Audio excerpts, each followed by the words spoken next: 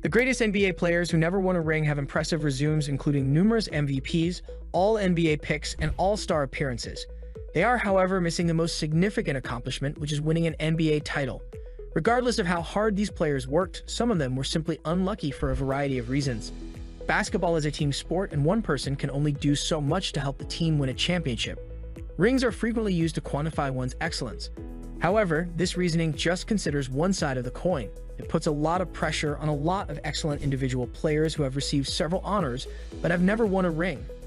Rings are a significant boost, but they should not be the main basis for determining greatness. It's time to recognize athletes who work hard to be the best versions of themselves in order to aid their teams. Here are the 10 greatest NBA players who never won a championship. Number 10. Tracy McGrady. Tracy McGrady is one of the NBA's most intriguing what-if players. At the age of 23, he topped the league in scoring, averaging 32 points per game. However, because of his injuries, he was never able to reach his peak. Later in his career, he joined the Spurs in 2013 in order to win his first ring as a veteran. McGrady did not play until the postseason. During the same season, San Antonio advanced to the NBA Finals, but were defeated 4-3 by Miami. It was his one and only chance to get a ring. McGrady was a 7-time All-NBA and 7-time All-Star in his career. For over a decade, the point forward who could score from all three levels was one of the game's top players. He doesn't have an MVP or a title to show for his on-court prowess, but McGrady was a dominant force for the most of the 2000s. Number 9. Dominique Wilkins. Dominique Wilkins is the first name that springs to mind when it comes to dunks and highlights. Because of his agility and explosiveness, he was literally making highlights every game. Because of his size and athletic ability, Wilkins was a prolific inside scorer. This is why he was named scoring champion in 1985-86 when he averaged 30 points per game. For a wing, he was also a decent rebounder and facilitator. He had a strong mid-range game that forced defenders to play him close to the basket, setting up his drives. Yes, he'll always be remembered for his dunking, but Wilkins was a fantastic all-around player. Despite this, Wilkins never won a ring or even made it to the NBA Finals in his 16-year career. Even though Wilkins was a 9-time All-NBA selection, as well as a 9-time All-Star. Number 8. Reggie Miller. Reggie Miller will be recognized for his clutch ability and sharp shooting abilities. Furthermore, his trash-talking and competitiveness increased spectator interest in the game. He even faced off against Michael Jordan himself. Reggie Miller never made it to the NBA Finals once in his 18 seasons with the Pacers. His only finals appearance came against the Lakers in 2000, where he was defeated 4-2. In the series, Miller averaged 24.3 points and 3.7 assists. Despite this, he had a successful career with Indiana, where he was a 3-time All-NBA and a 5-time All-Star. He is also the 4th all-time leader in three-pointers made. But what really distinguishes Miller is that he was much better in the playoffs. His box plus, slash minus, and scoring average in the postseason are both greater than in the regular season. Despite the increased intensity of postseason games, he maintained a true shooting percentage of 60 or higher in those 144 games. Number 7. Steve Nash. Steve Nash is regarded as one of the best playmakers of all time, ranking 4th all-time in assists, 10,335 in total. He topped the league in assists 5 times throughout his career and was named MVP twice. Despite these honors, Nash was never able to reach the NBA Finals and ultimately win the ring. He never advanced past the Western Conference Finals with his previous teams, the Dallas Mavericks and the Phoenix Suns. Nonetheless, Nash had a distinguished career deserving of induction into the Hall of Fame. He was a 2-time MVP, a 7-time All-NBA selection, an 8-time All-Star, and a 5-time assists champion. Number 6. Elgin Baylor. Elgin Baylor is a high-flying superstar who played like Michael Jordan before Michael Jordan happened. He is one of the greatest NBA players to never win a ring.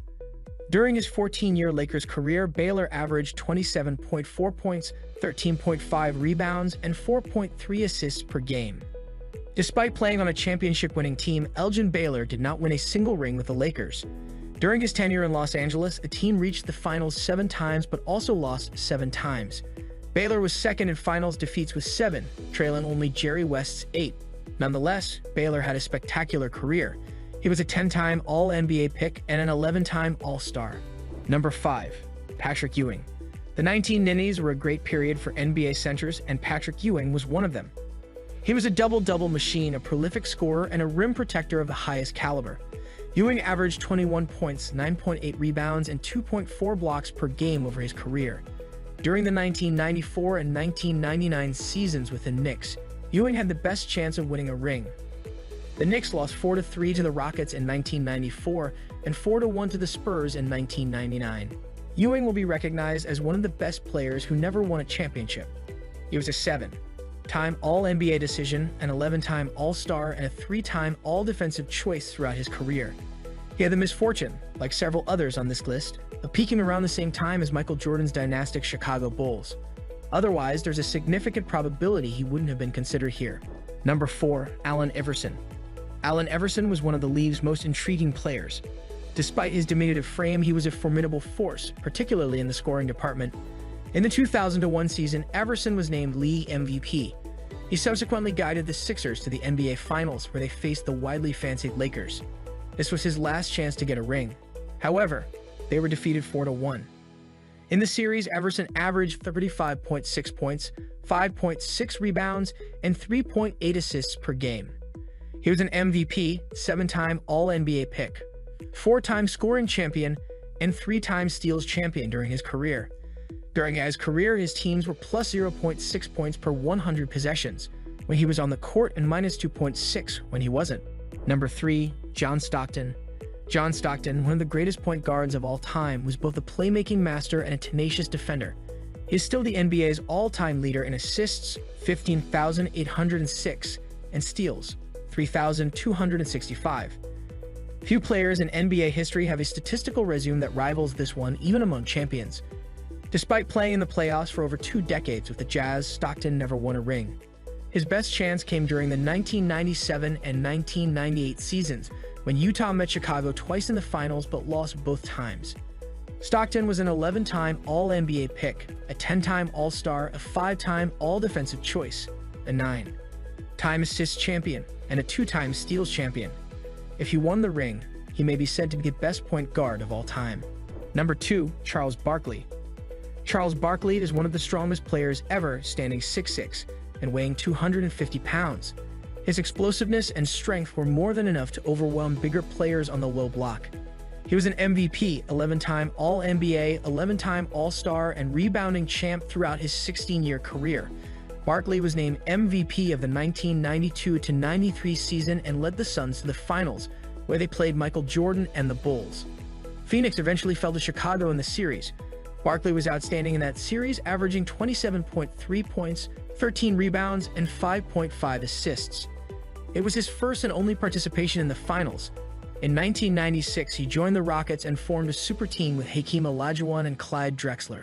Even with a loaded squad, they were defeated in the Western Conference Finals by the Jazz. Aside from his effective scoring, Barkley was also a talented rebounder. He has the highest rebounding percentage of any player under 6'6" in the three-point era. The name round mound of rebound did not appear out of nowhere. He knew how to carve out space with his body before grabbing a board. In a pinch, he was quick enough to outleap many taller players. Number 1.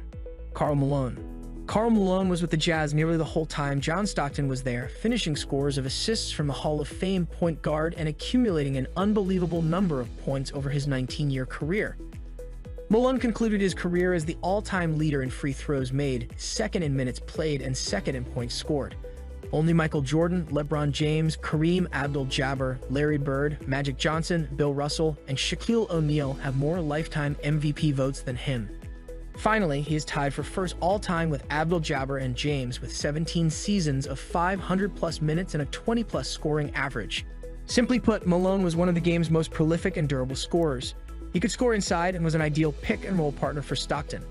Throughout his career, he developed a long two game that was a forerunner to today's stretch bigs. Malone was also an underappreciated playmaker, averaging 3.6 assists per game and exceeding 4.0 assists per game in 7 separate seasons. And of course, he was a terrific rebounder, averaging at least 10 rebounds per game for 10 seasons. Malone would have finished first at the technique given greater weight to longevity. As it is, he just barely missed the mark. It makes no difference whether or not these players have a ring. All that matters is that these guys were present when their respective teams needed them the most. They are held in high regard in our hearts. So what if they couldn't have the title connected to their names? They have done so much for the game and their supporters, and they will always be champions in our hearts.